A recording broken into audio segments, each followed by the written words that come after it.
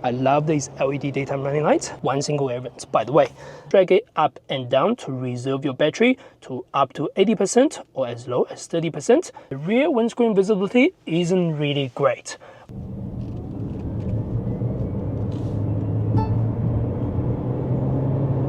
Hey guys, this is Jaecoo, welcome to the channel. Today we are driving the new Jaecoo J7 SHS. SHS stands for Super Hybrid System.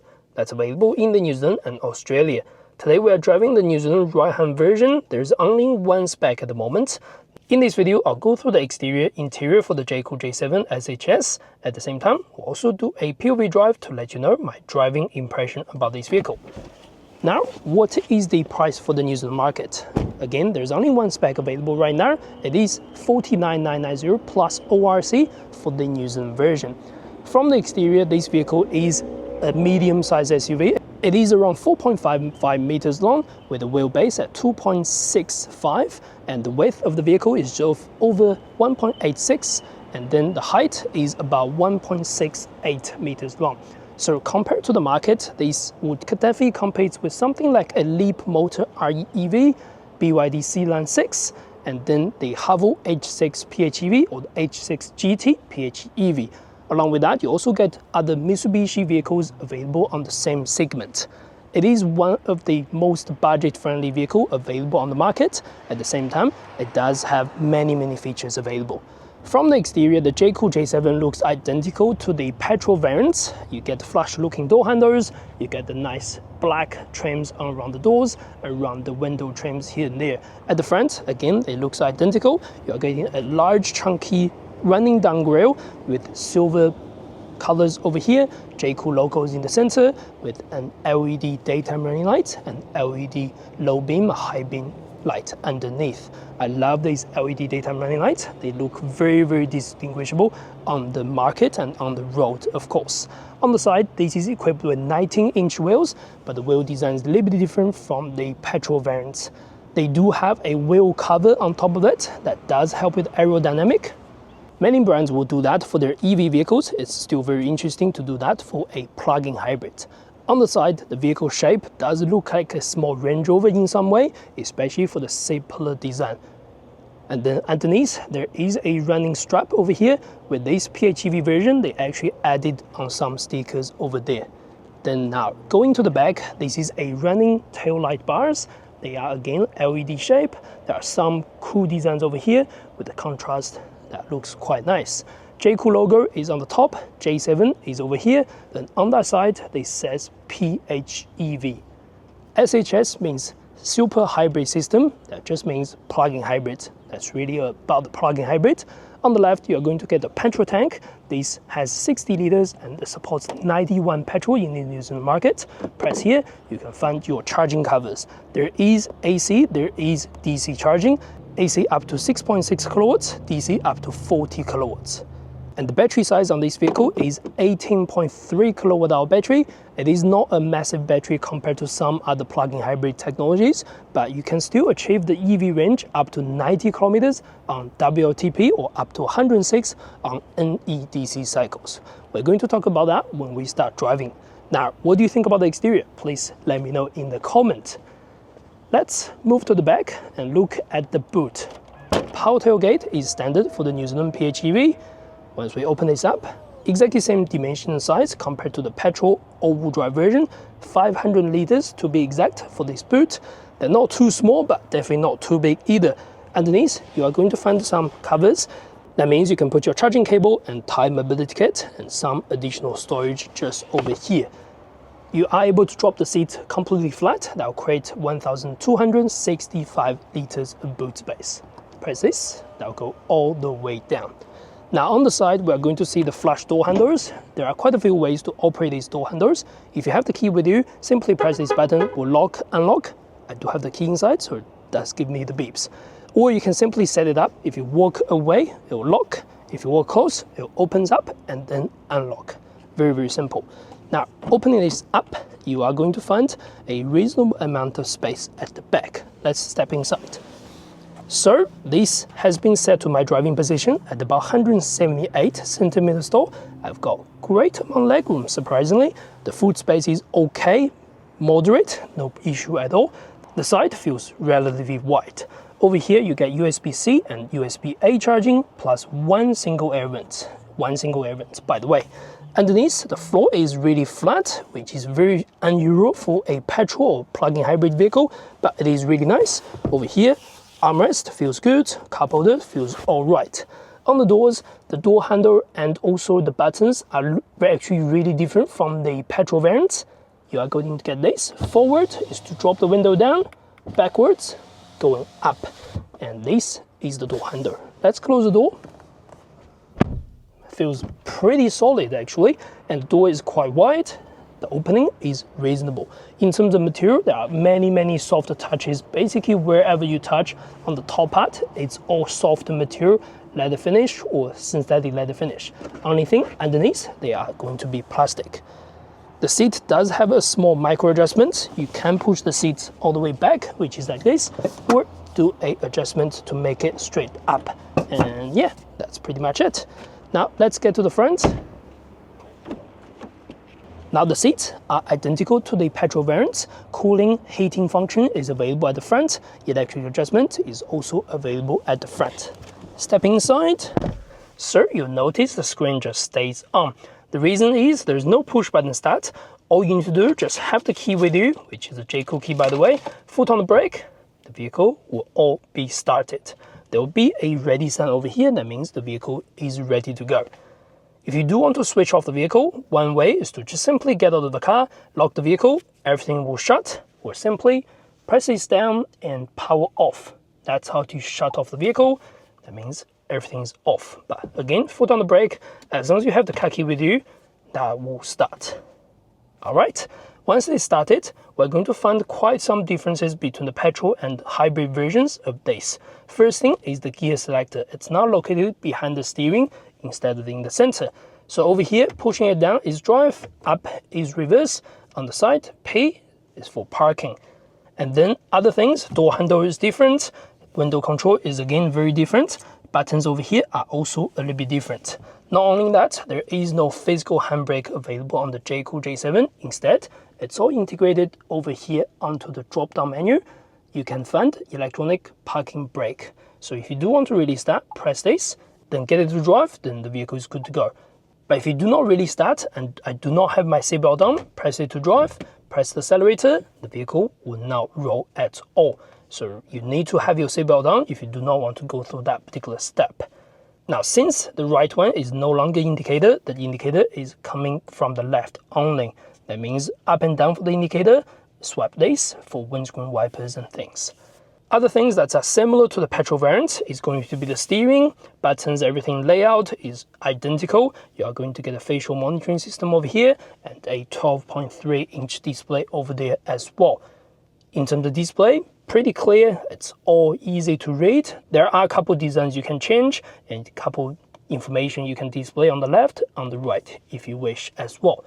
Now in front of us, that's a nice head-up display. It's probably hard to see when we drive in the daytime with the sunny weather like this. But in the center, this is the same screen again, 14.8-inch display, which is actually really large for the size and dimensions because it's sitting vertically. There are so many features available. You can do swipe down to control many things over here. You can swipe up over here to change your seat heating, climate control, everything over here. Press this, you can have access to all the vehicle controls. There's simply too many vehicle controls to talk about in this particular video. I've done a full tutorial on the petrol variants, so do check it out on the channel. There is added a new menu called New Energy. Since this is a plug-in hybrid, that means you can control a few things. Power saving mode, you can do initial, just standard mode. Smart, it will just shuffle between the EV and HEV very smartly, as we assume, and then it will reserve your battery at 30% charge.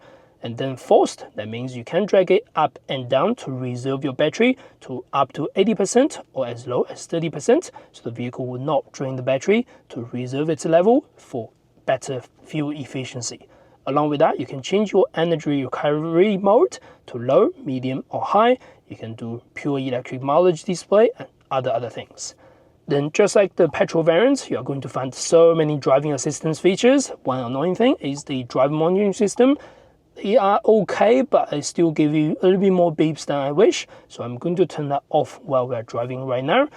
You do have ambient lightings. There are so many colors to choose, which is quite nice. Vehicle comfort is another thing I want to talk about.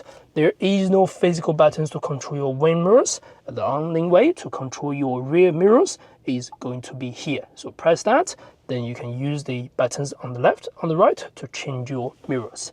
And once you save that, it actually saved your driving position. That's pretty much it about the screen. Apart from that, we are going to find the 360 camera. Just like all the other Jaecoo vehicles, they are very clear, pretty nice graphic. I have no issue with them at all. Now, coming to the center console, this is different from the petrol variant again.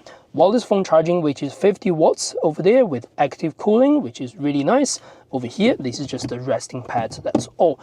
2 cup holders are reasonable, and then some quick buttons to change your HEV to EV mode, hazard light, central locking, drive mode selection, and automatic air conditioning system.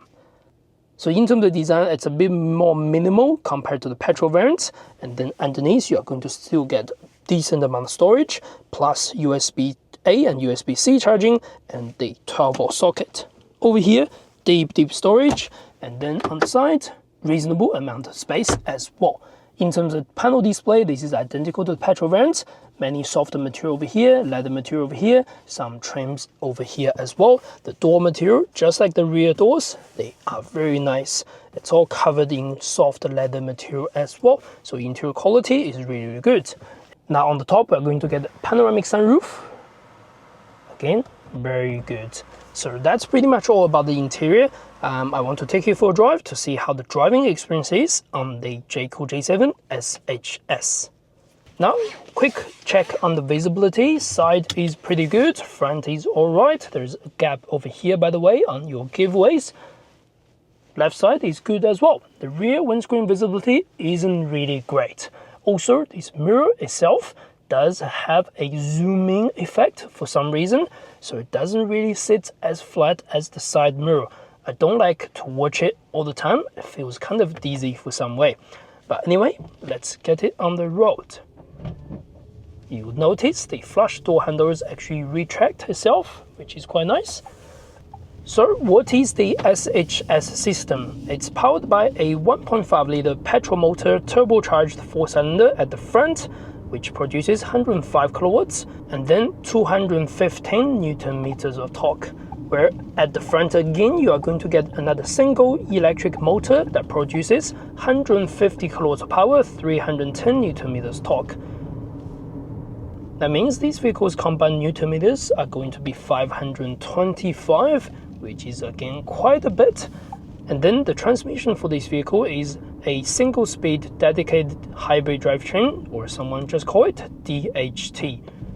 Now in terms of driving, there are quite a few modes you can choose. In terms of acceleration and steering response, you can do Eco, Normal, and Sport. And then along with that, under EV drivings, you can do EV or HEV.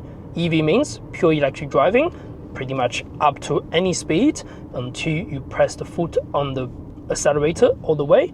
And then on the HEV, you'll just change between EV and HEV accordingly, just to get your best performance. At the same time, try to achieve the best efficiency as well. So what it is like under EV driving, it's really quiet, there's barely any noise. At below 30 km per hour, there is a small, maybe very tiny whiny noise for the pedestrians, but that's pretty much it.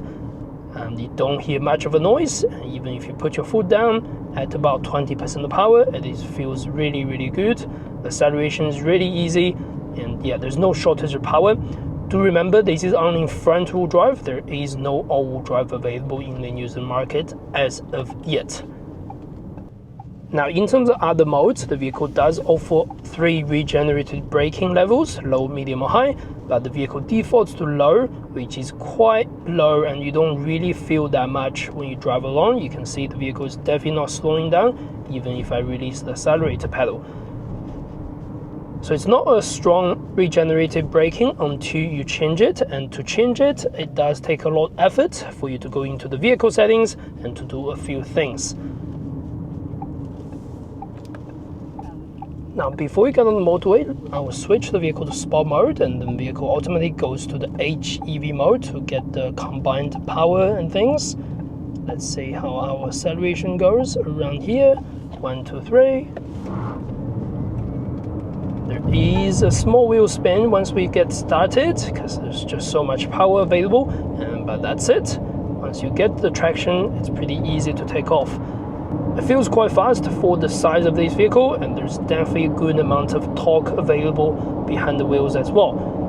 And under Sport mode, your pedal response is excellent, being a plug-in hybrid. You can see how touchy this is. And brakes feels alright, it's just the standard, very gentle brakes. Now on the motorway, it is reasonably quiet, but you are going to hear some road noise, which is definitely a bit higher than wind noise today. You are going to see that, and you're going to capture that in this particular video. The vehicle suspension setup is McPherson at the front, multi-link at the back. Compared to the petrol variant all-wheel drive, it doesn't handle as well as the all-wheel drive version. I do feel the all-wheel drive version feels a bit more solid on the road, feels a bit more engaging on the corners than this two-wheel drive version on the plug-in hybrid. But neither of these vehicles are bad in terms of handling. Especially on the motorway, it still feels very nice. You can see the vehicle does give you a lot of feedbacks when you try to turn, changes lanes around corners and all that things. We're going to do that around here. And again, the pedal is also very engaging. It's easy to take off whenever you want to. Let's go back to the standard mode. There's also one improvement, by the way. On the Jaecoo J7, when we reviewed the petrol variant last year, they kept saying when you change to Eco mode, they kept saying ECO mode. Now it's finally changed. Eco mode is what the correct way, and it's done that. Thanks Jaecoo for fixing that. They're definitely listening to either me or someone else, I suppose. But anyway, we are back in the corner of the, let's say, small roads, slow speed roads rather than the highway. We are going to see how the vehicle handles around this area.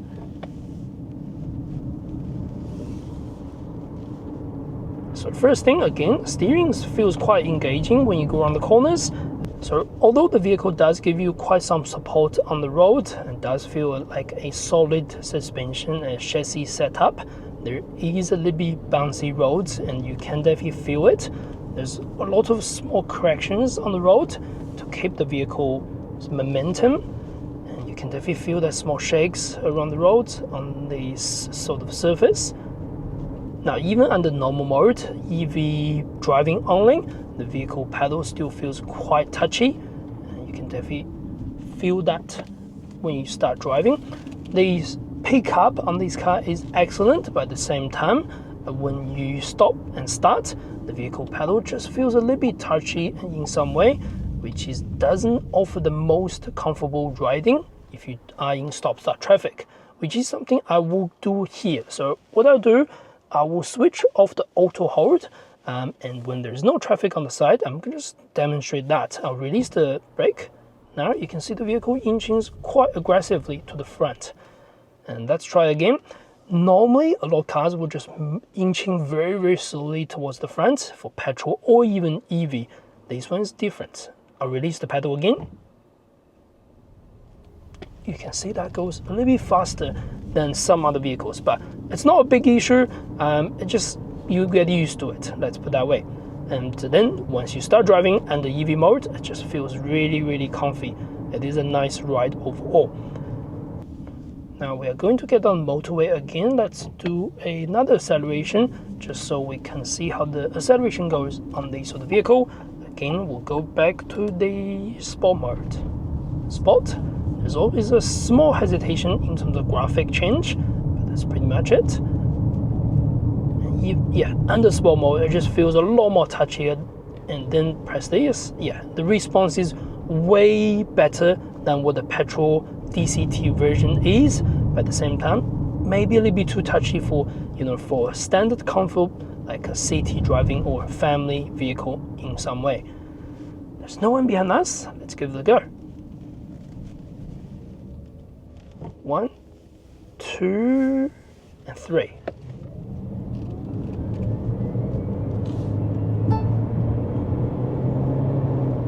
No tracking issue on this one, and just feels very smooth. There's no real gear change since this is just really a hybrid drivetrain, and there's no real random surge either, so that feels pretty good as well. Which kind of is different from the other vehicles we've driven. So Sealion 6, you are going to get that when the petrol motor kicks in, so on the first maybe under 50 or 60k, you're going to get the EV acceleration, and then after that, petrol acceleration or petrol noise, where this one feels just really quiet even if you are boosting it all the way, and even when the petrol motor kicks in, the speed or even if the petrol motor kicks in eventually, the engine noise is quite minimal, where on the H6 GT PHEV, once you start doing the full acceleration, the petrol motor will just kick in instantly to get the maximum power. So there are quite a few ways, and you can feel the hybrid system is definitely very different from all these vehicles we've driven and all these vehicles that's available on the road as well. Now the last part is about the fuel consumption. Fuel consumption can vary on so many things. The best way to use this vehicle is really going to be charging at home, use as a daily drive, then probably fill up the tank when you go on a long trip. It's hard to fully test how the fuel consumption is like in my short drives this week, but based on my experience, I've reserved the battery level at about 30%. It does fluctuate between 26 to 31% also. And then I've driven the vehicle for the last 50-60 k's or so. The vehicle was showing about 4.6 liters per 100 kilometers, which is actually really good compared to some other competitors out there. Some of the plug-in hybrids can only do around 5 to 5.5 liter per 100 k's, so it's not a bad figure at all. Do remember, this vehicle advertises its full tank and full charge range up to 1,200 kilometers, which is actually quite insane for what the vehicle delivers. Anyway, I hope you enjoyed the content. If you do not forget to subscribe and like. That's the best way to support the channel. That's my review about the Jaecoo J7. Thanks for watching. I'll see you next one.